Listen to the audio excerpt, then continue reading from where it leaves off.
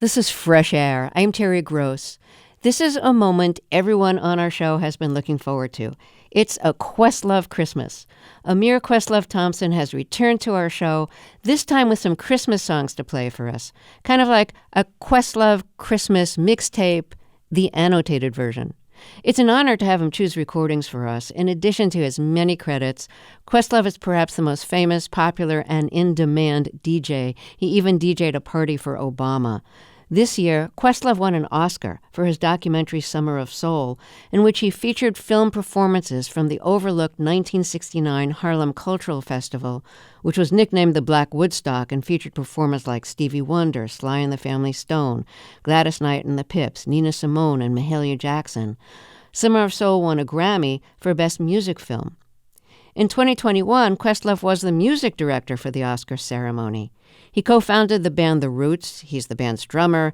It's the house band for The Tonight Show with Jimmy Fallon. He was a producer of the original cast recording of Hamilton. He's written several books, including Music is History, and now is involved with several projects around plant-based, environmentally sound, tasty food. In the spring, his children's book, Rhythm and Time, will be published. Questlove, welcome back to Fresh Air. Thanks so much for doing this and choosing music for us. Why don't we start with a song that you selected? And this is a song by Dram and his mother, who he calls Big Baby Mom, and it's Silver Bells. Yes. And I have to tell you, there's so much really schlocky Christmas music, and that's why we're so excited to have you on the show doing this, because you're choosing really interesting stuff. Thank you. The song Silver Bells is kind of high on my list of just, schlocky and just annoying. It's one of the reasons I don't like a lot of Christmas songs. This is a great recording. So tell us about the recording and why you chose it. Yeah, it's a very unique recording. I always cringe at the older person that tries to put a tag on someone younger, like, oh yeah, he represents Gen Z. But I mean, Dram is kind of the post-neo soul set, like one of the artists that I really dig his work. He has a really soulful voice. And when I listen to music, I like rawness. I like mistakes. I don't think there's good notes and bad notes or flat notes or sharp or pitchy notes, but this is just, it's almost like they're allowing us, him and his mom are allowing us to sort of eavesdrop in at the family gathering where they're just singing to each other. And that's, like, I really love the fact that they didn't overproduce this. Like, this is a really raw version of the song. So it kind of hits home to me. Let's hear it. Here we go. So this is Silver Bells, a good version of it. City sidewalks, busy sidewalks, dressed in holiday style. In the air, there's a feeling of Christmas. Children laughing, people passing, meeting smile after smile. And on every street corner, you hear, whoa, those silver bells. Silver bells. Silver bells. Silver bells. It's a Christmas time in the city. Oh, ring-a-ling, ring-a-ling. Hear them ring, hear them ring. Soon it will be Christmas Day.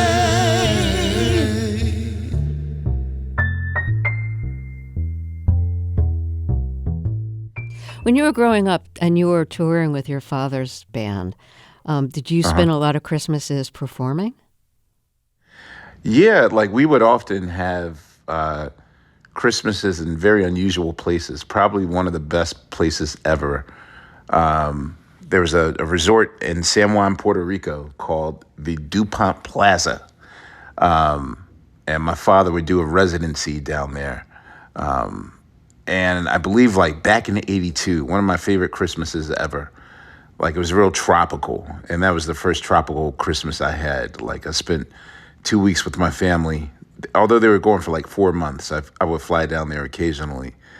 And this is the year that Michael Jackson's Thriller came out. So, it was a simpler time where buying Amir one record was like the entire world to him. Now I have to buy like an entire library's jazz collection from like some university. But back in '82, you could just give me a Thriller record, and that was like everything to me. What songs did you have to perform around Christmas when you were touring with your father and his band Lee Andrews It's and the weird. Hearts? Yeah. My dad, I believe once. My dad had a voice very similar to Nat King Cole. So I do remember once in 1980 when I was 9 years old, kind of as an encore. Like he would normally do like either Unforgettable or something like that, but he actually did the Christmas song, and that stuck with me so good that I remember that the Roots had to fill in for a missing guest on The Tonight Show, and with only like 2 hours to plan it, I kind of dared Black Thought to put on his best Nat King Cole, and he actually did it. Like one of our best performances. And I know people thought it was like an ironic thing, like, wait, is this a comedy bit? Like, why are the Roots performing Nat King Cole in these Christmas sweaters? And we totally played it straight. Like, people were expecting like a hip hop version or something like that. But I wanted to do that just as a memory of performing when I was a kid. That's the Chestnuts Roasting on an Open Fire song. Yeah, the Christmas song. Nat King Cole's the Christmas song. Yeah. Yes. Well, let's get to another song on your playlist. And this is Disco Claus, which is by Bionic. Yes. And it sounds more like Funk Santa than Disco Claus. It is. There's these two really influential DJs that have really inspired my DJ career. They're from the Boston area. They're called Amir and Akon. And those guys, like, they're the DJs that, like, your favorite DJs listen to. And they're always, like, playing, like, really obscure music that's really under the radar. And I believe DJ Amir is the one that put me on to this particular piece, which, it has a good drum break to it. And I think it came out in 1977 by a group called the Bionic. Yeah. Okay, let's hear it. It was the night before Christmas with all to the pad. Not a record was spinning, things really look bad.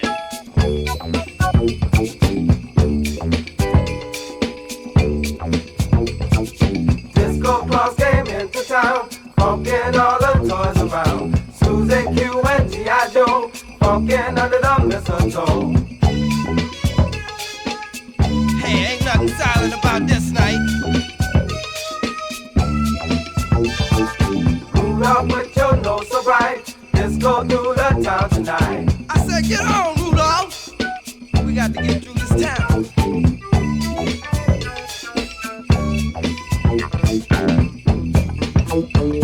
Yeah, I say it's about that time. It's about that time.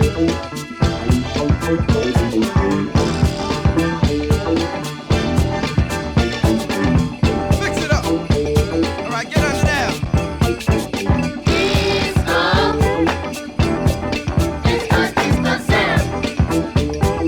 Yeah, I say I'm gone now.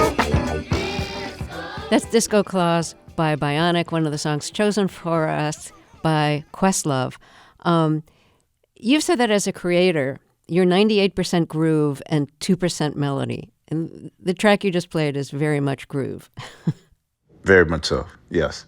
Yeah. I mean, drums are, that's my calling card, and for me, there's a lot of really obscure Christmas records that might, like, they'll do their version of, like, Little Drummer Boy or something like that. So kind of on the market when people are shopping for records, they're looking for really good records with a lot of drum breaks on them. So Christmas records are often, you're guaranteed to find one from a funk group in the 70s.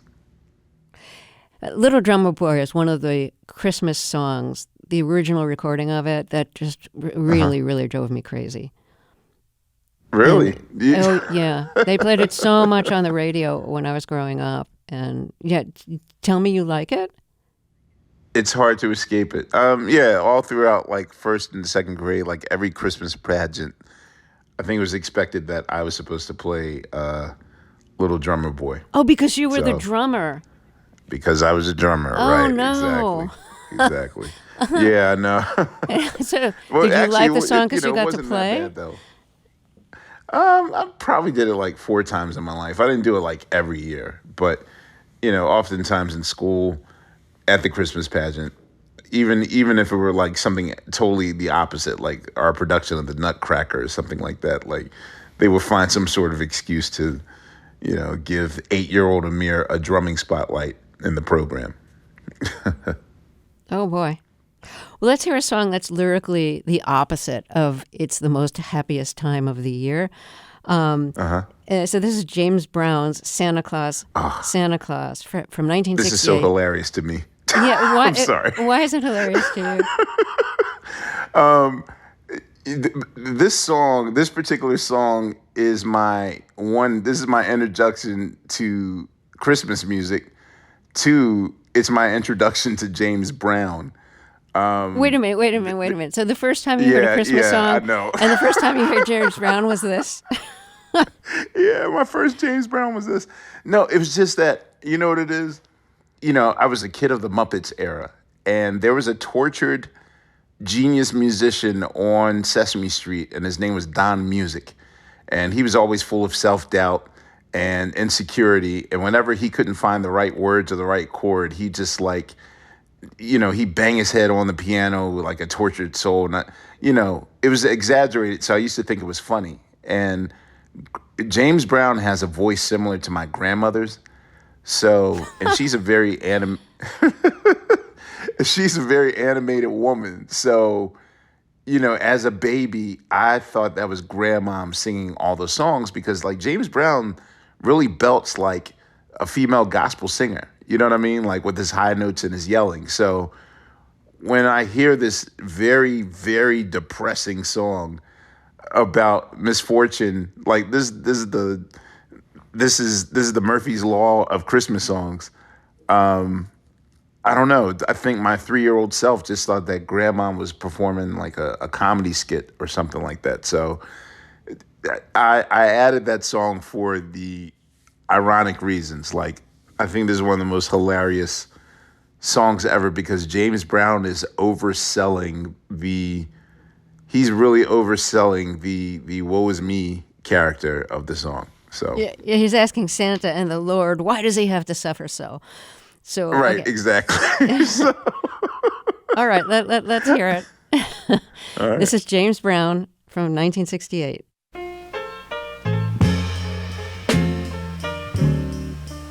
I've wanted so many things I wanted to sow, but you experience the wants when you live in the ghetto. But now I understand what it means to be a man. So there's one thing I'd like to know. I've been good, Lord have mercy, so good you know. Why, oh why do I have to suffer so? Santa Claus, Santa Claus, please, please, please don't make me suffer so.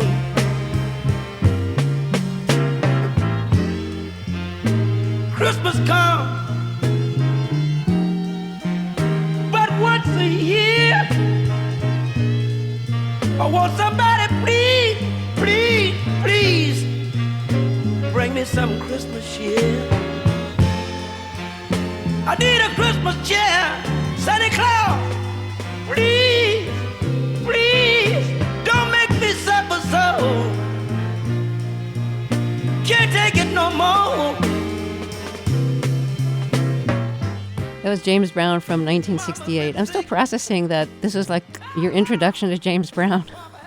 Yes, but see, after that, then I wanted to hear all the songs where he's like screaming and crying. This is another very unusual recording with a story behind it. It's called Santa Claus is a Black Man, and it's by Akeem and Teddy Van from 1973. Teddy Van, her father. Yeah. Yeah, Teddy Van, her father. And she was, what, 5 when she recorded this? She was 5 when she did this. So, Akeem Van is, most would know her. She's a staple in the Prospect Heights area because she's the owner of a really awesome bakery. It's called the Bakery on Bergen, and it's in Prospect Heights. And so, but the weirdest thing was back when Wendy Williams, the personality Wendy Williams, was a DJ on Hot 97. This is like in the 90s. She had a Christmas themed show once, and I remember they played this song called Santa Claus is a Black Man. And I called the station and just left a note. Like, I don't know if you guys know who I am and whatever, this is Questlove of the Roots, and I got to know the name of that song. And shockingly, I think like 2 days later, they emailed me back and sent me a cassette copy of the song because that's the times we were living in. And what's also notable about this song is that I believe that singer Luther Vandross, who at the time was a local singer, and ironically, the one act I had to leave off of Summer of Soul, he's also singing background on the song. Oh. Well, apparently, Teddy Van, Akeem's father, wrote one of Luther Vandross's hits. Yeah, Power of Love. Yeah. So I could see why. Okay, I could see why he was singing backup on this. Okay, Yeah. All right. So, so you loved about the song what? Well, I just love the absolute innocence of it. Like, similar to I Saw Mommy Kissing Santa Claus. This is Christmas through the eyes of a child who, the whole point is that kids don't know that their parents are really Santa Claus. So, this is, besides I Saw Mommy Kissing Santa Claus, this is sort of another song in that vein where, He looked just like you, Daddy. she doesn't realize that her dad is actually Santa Claus. Yeah, that So he's it's a dressed cute as song. Santa Claus. Okay. Yeah. So let's hear it. Hey, you want to hear something ridiculous sight? You know what I found you last night? Just when Mama turned out the light. I went in the living room to see what the noise that woke up me. And I saw him by the Christmas tree. Santa Claus is a black man. Santa Claus is a black man, and he handsome like my daddy too. Santa Claus is a black man. Santa Claus is a black man, and I found out. That's why I'm telling you. So that's one of the songs selected for us by Questlove, who we asked to select some Christmas songs to play for us, and happily for us, he agreed. So what was Santa Claus to you? Did your parents tell you that there was a Santa Claus, or that was somebody who only existed in It's weird. movies? Santa, I was one of those kids. It's weird that if I see a clown, I love it. But if I saw Santa Claus, I was afraid of it. So every time I saw Santa Claus before the age of 3, I just get super panicky. And so the effects that, you know people that are like deathly afraid of clowns. I was deathly afraid of Santa Claus. So, and what's weird is that probably the two most important gifts that I've gotten, were both my drum sets. My drum set when I was 3 years old and my drum set when I was 7 years old. And I definitely know that my parents did this for me, not Santa Claus. Well, I think we need to take a short break here. So let's take a break, and then we'll hear some more Christmas music chosen for us by Questlove. So we'll be back after a short break. I'm Terry Gross, and this is Fresh Air. Early Christmas morning, sneaky as can be, I creep across the carpet and I peek under the tree. Pick out a gift from mom to me and bring it to my ear. Give it a little shimmy shake, and what do I hear? Socks. Two socks. This is the worst gift I ever got. It doesn't beep or buzz or pop or rattle in the box. Hey, why'd you waste the paper on a lousy pair of socks? This is Fresh Air. I'm Terry Gross. Let's get back to some Christmas music selected for us by Questlove, who's famous for several things. He's co-founder of the hip-hop band The Roots, the house band for The Tonight Show with Jimmy Fallon. He won an Oscar this year for directing Summer of Soul, featuring performance music from the 1969 Harlem Cultural Festival. The film won a Grammy for Best Music Film. He was a producer of the original cast recording of Hamilton. He's written several books, including Music is History, and he's involved with several projects revolving around plant-based, environmentally sustainable, and tasty foods. So one of the surprises on your playlist is a track from a Marvin Gaye album from 1972, and the track is called Christmas in the City. It's an instrumental. Right. Why did you choose an instrument? Marvin Gaye is such a great singer. Why did you find the instrumental track that you have no idea is about Christmas? Well, so this song, although it was recorded in 72, this only found its way, it only circulated amongst the bootleg collectors amongst the years, and finally Motown, maybe 10 or 15 years ago, finally re-released it on a compilation. But, the early 70s was a really interesting time for technology. And, there are a lot of these, there's a lot of futuristic, sonic futuristic synthesizer gurus, people like Raymond Scott, who are developing these new sounds, and these groups this group named Tonto. Stevie Wonder hears the Tonto record, and he actually tracks them down at their house and says, I have these sounds in my head.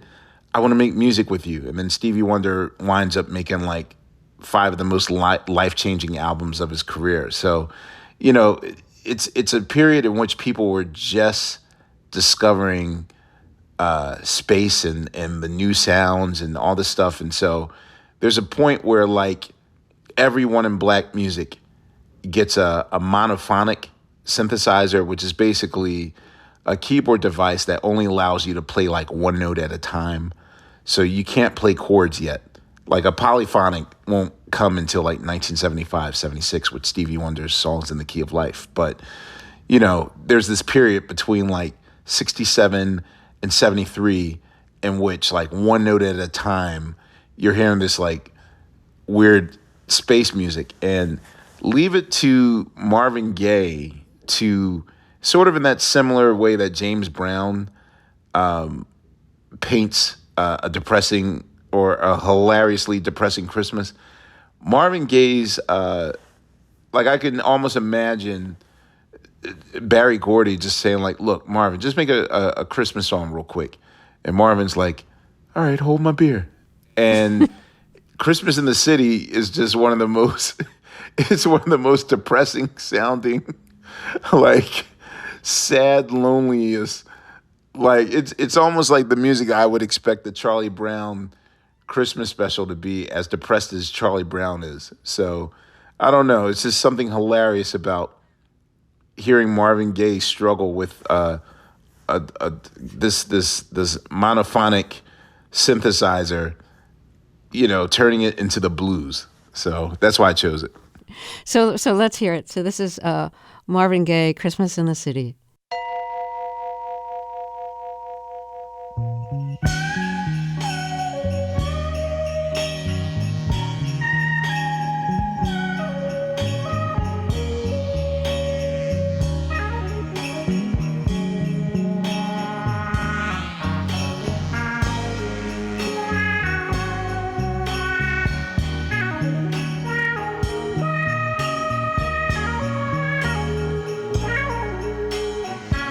That's a Marvin Gaye track without Marvin Gaye singing, which, kind of makes no sense, but but there you go. And that's one of the Christmas songs. It's called Christmas in the City, chosen for us by Questlove. So let's get to Stevie Wonder. I know you love Stevie Wonder, and he's in your film performing in Summer of Soul. And this is a promotional disc from Britain. It's a kind of Christmas greetings song. So, it's Christmas greetings message. It's not even a whole song. So tell us about the origin of this. Well, you know why I chose this? Stevie Wonder is world famous for his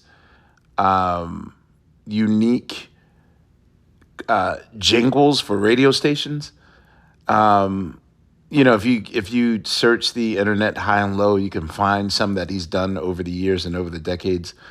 So these jingles, there's actually a Philadelphia version of this particular jingle that I grew up with, and that's the thing that's always close to my heart. So there was a point in time in which Stevie Wonder might take time out to craft maybe somewhere between 30 to 50 individualized, customized radio station jingles for the territories that were playing his music the most. And so that's why I chose this one. And this is sort of a companion piece to the Marvin Gaye Christmas in the City bit, of which this is Stevie Wonder playing synthesizer. This time he's playing a polyphonic synthesizer, which gives him the ability to hit all the notes together. So this is kind of the opposite. This is when synthesizers get in the right hands of its creator. Okay, here's Stevie Wonder. Hi, this is Stevie Wonder. In behalf of the Motown family, I'd like to say Happy Holiday from all of us to you.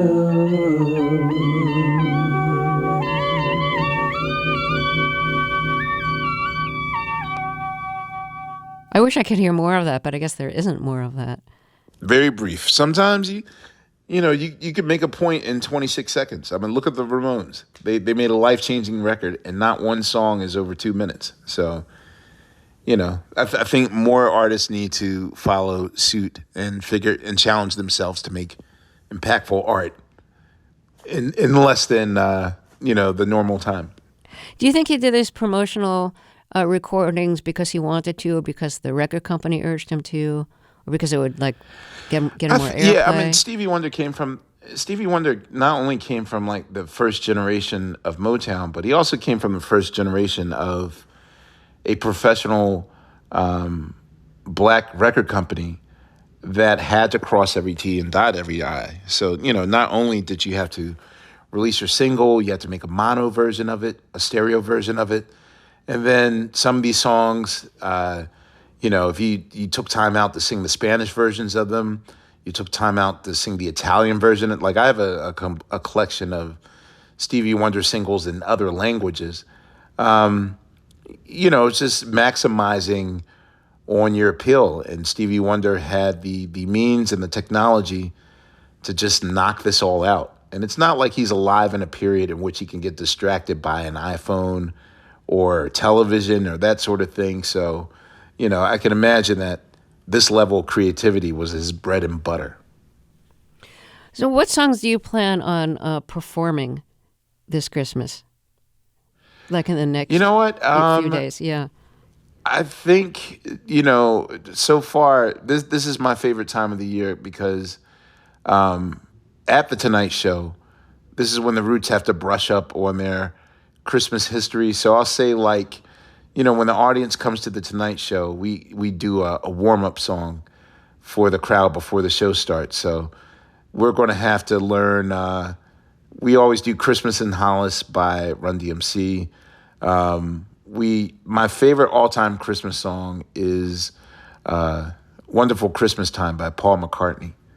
And Paul doesn't like it too much. Every time I talk to him and tell him not only is my favorite Christmas song, but it might be my favorite Paul McCartney post-Beatles song. And he's just like cringing his face like, no, that was a Rush job. So, we're going to do a lot of Wonderful Christmas Time and Christmas in Hollis. Should we play Wonderful Christmas Time since you like it so much? It's my favorite. Yes, I love it. Okay, so here's Paul McCartney.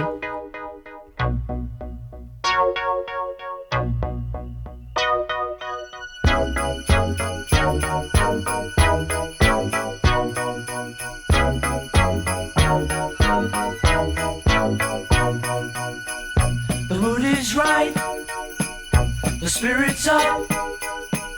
We're here tonight, and that's enough.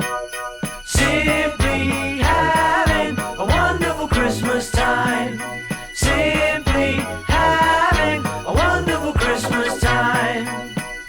The party's on, the feeling's here. That only comes this time of year. Simply having a wonderful Christmas time. Simply having a wonderful Christmas time. That's Paul McCartney doing Wonderful Christmas Time, which is apparently Questlove's favorite Christmas song. And almost my top 5 Paul McCartney song. Well, let me introduce you. If you're just joining us, my guest is Questlove, and he's been playing some Christmas music for us, some of his favorite and some of the more unusual songs that he knows. So we're going to be back after a short break. This is Fresh Air. This message comes from NPR sponsor Smartwool. Our greatest adventures can't be gift-wrapped, but the Smartwool gear that makes them possible can. From award-winning merino wool base layers to must-have accessories and socks, the magic of merino will keep your loved ones warm and cozy all season long. Whether you're shopping for the all-day explorer or the late-night bonfire starter, find the perfect merino gift for every adventurer on your list. Enjoy 15% off your first purchase when you sign up for Smartwool's mailing list. This is Fresh Air. Let's get back to my interview with Questlove. He brought some Christmas music with him to play for us.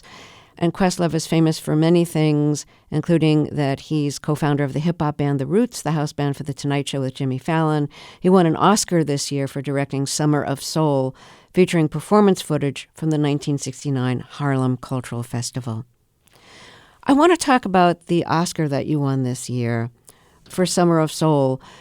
In 1969, a filmmaker filmed the 1969 Harlem Cultural Festival, a series of concerts in Harlem at a park there.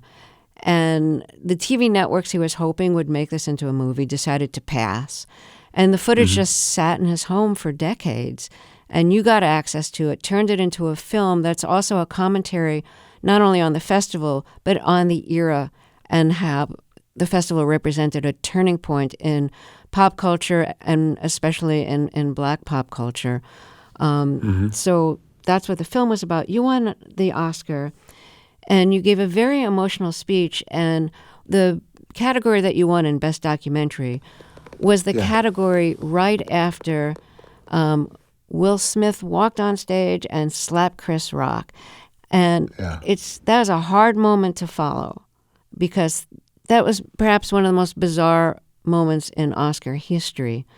Yeah. And then you get on stage and you give this emotional speech.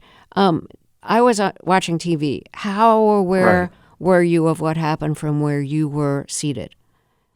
This particular year, we all just sat spread out throughout the Kodak Theater, and they had all of us way in the back. So the doc branch, we were in the far back row. So that said, I knew that Chris Rock was presenting my category. So immediately I started going into trance meditation. It wasn't until I heard the second expletive from the audience, and Will Smith wasn't mic'd, so I couldn't hear what he was saying. And I was just like, ooh, this is a really bad sketch. And so as I walked to the stage, my first sign of, wait a minute, what's going on here, was that just everyone looked not saying that I had in my mind like what a hero's welcome should be like, but the walk was so long from the back to that stage that the energy of like Steven Spielberg talking to me for like 10 minutes and the reception like, oh my God, you did that marvelous film? Oh my, like I wasn't getting that energy. I was getting more or less like this send for help. Like it was that look, like I was looking at my friends like, wait, why is everyone looking so, what's going on? And then as I walked up the stairs for like half a second, when my back was turned to you guys, the audience, like that perspective, I kind of looked at Chris and I muttered like as a ventriloquist, I was like, wait a minute, that was real? And then I turned around and realized, oh God, what just happened? Yeah. And I didn't know. So when I tell you it was all the meditation that I've done for a year and a half that led me to those next 3 minutes in which I can absolutely positively tell you with no exaggeration, I have zero clue on what I said. I'll be honest with you, the moment was a little too traumatic for me to even revisit. Like I literally don't know what I said.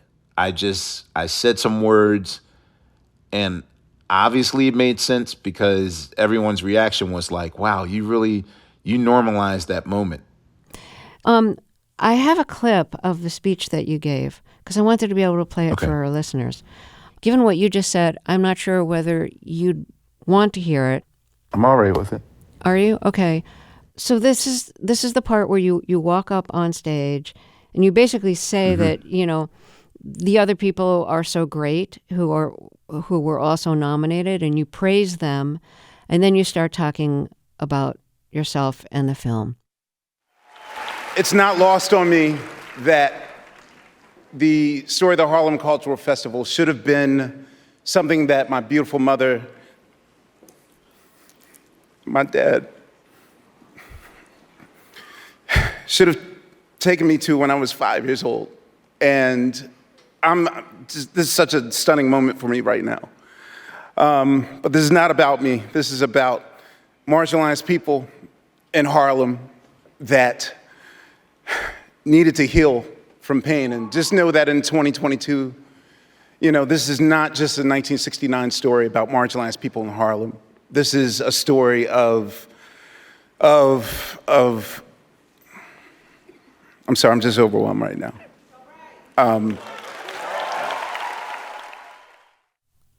Well, our listeners just heard that clip, but you weren't able to hear it because we're in a different studio than we usually are.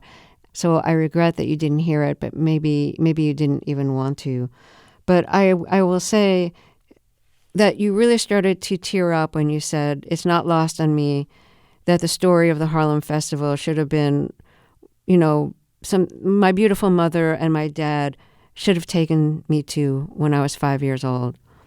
Mm-hmm. And meanwhile, like the camera goes to your mother and she's just like weeping and you're tearing up and you had to kind of stop talking for a few seconds. Were you thinking when you said that your parents had the possibility of taking you there to the festival? Yeah, like I remember just the general feeling. Like I just knew that at that moment, everything kind of went out the window. Someone joked with me like, wow, that moment was so dark that you even forgot your producers' names.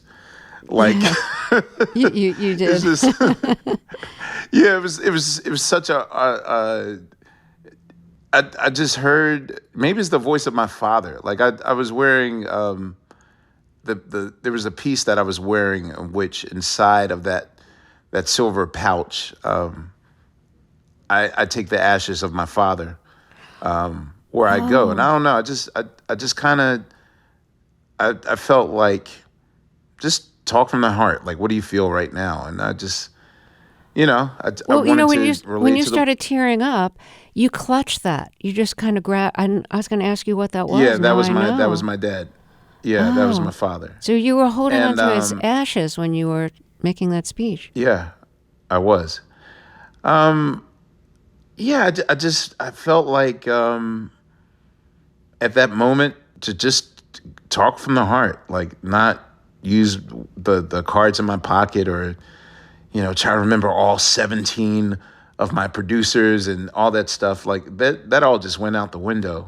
And, I was just like, I'm grateful for this honor. But, I also never felt like it was ever about me. That it was just that I was allowed the honor and the privilege to tell the story of a group of people that were often neglected in history. And really, I wanted to make the movie that I truly believe that, 5-year-old Amir should have seen when he was a kid. Like that film should have been out by 1973, 74, 75. And my parents should have taken me to see it. So for me, it was my chance to correct history. And now that film is there for a 5-year-old or a 6-year-old child today to see. Well, let me introduce you. If you're just joining us, my guest is Questlove, and he's been playing some Christmas music for us, some of his favorite and some of the more unusual songs that he knows. So we're going to be back after a short break. This is Fresh Air. This is Fresh Air. Let's get back to my interview with Questlove. He brought some Christmas music with him to play for us. And Questlove is famous for many things, including that he's co-founder of the hip-hop band The Roots, the house band for The Tonight Show with Jimmy Fallon. He won an Oscar this year for directing Summer of Soul, featuring performance footage from the 1969 Harlem Cultural Festival. So I'd like to close with another song. And I'm thinking, do you have a favorite, and I guess I'll get a little churchy here. Do you have a favorite, real Christmas, song that is, say, a gospel song? Because I know you love Mahalia Jackson. She's in Summer of Soul. And Mavis Staples. So is there a song, from that tradition that you'd like to end with? There's so many to choose from. I will say, though, there's a rendition of Silent Night that's done by the Temptations. It's their 73 version with Dennis Edwards singing lead vocals, and it's almost unspoken. It's every black household in the 70s. That's the only version of Silent Night that exists. A good friend of mine says that if the first 3 words of any ad lib from a soul singer are the words "in my mind," then the abyss levels of deep that version of the song is going to be. And that's exactly what Dennis Edwards does. The fact that his first 3 words have nothing to do with Silent Night, which is "in my mind," which is kind of like a go-to, I'm going to get real deep for you here when, before I start sermonizing. That's a warning that you're about to get something special. And so, I don't know, the Temptations version, their slow version of Silent Night is damn near a religion in black households. Oh, thank you for choosing that. Questlove, it's always such a great treat when you're on our show. Thank you so much for choosing music for us. And I wish you, a really good Christmas and a very healthy and happy and meditative and fulfilling 2023. Thank you, Terry. Yeah, it's just always such a pleasure to have you on our show. Thank you. 'Twas the night before Christmas, and all through the house, not a creature was stirring, not even a mouse. In my mind, I want you to be free.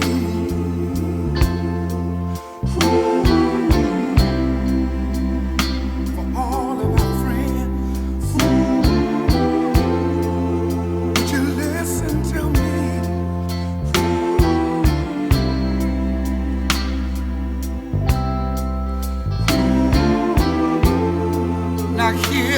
what I say.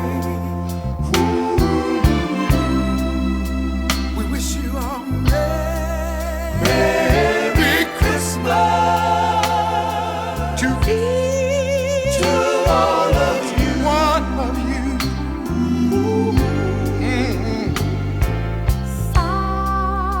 Silent night, holy night, all is calm, all is bright. If you want to hear the full versions of the songs on Questlove's Christmas playlist, and maybe even play them on Christmas Day, you'll find links on our website, freshair.npr.org. Questlove is the co-founder of the hip-hop band The Roots, the house band for The Tonight Show starring Jimmy Fallon. His Oscar and Grammy Award-winning documentary, Summer of Soul, is streaming on Hulu and Disney+. Tomorrow on Fresh Air, we begin our end-of-the-year series featuring a few of our favorite interviews from 2022. We'll start with Cheryl Lee Ralph, who won an Emmy this year for her performance in the ABC comedy series Abbott Elementary, about the teachers in an under-resourced elementary school in Philadelphia. In the series Moesha, Ralph played the stepmother. Early in her career, she was in the original Broadway cast of Dreamgirls. I hope you'll join us. Our interviews and reviews are produced and edited by Amy Salet, Phyllis Myers, Roberta Shurock, Sam Brigger, Lauren Krenzel, Teresa Madden, Enrico Donato, Thea Challoner, Susan Yakundi, and Joel Wolfram. I'm Terry Gross.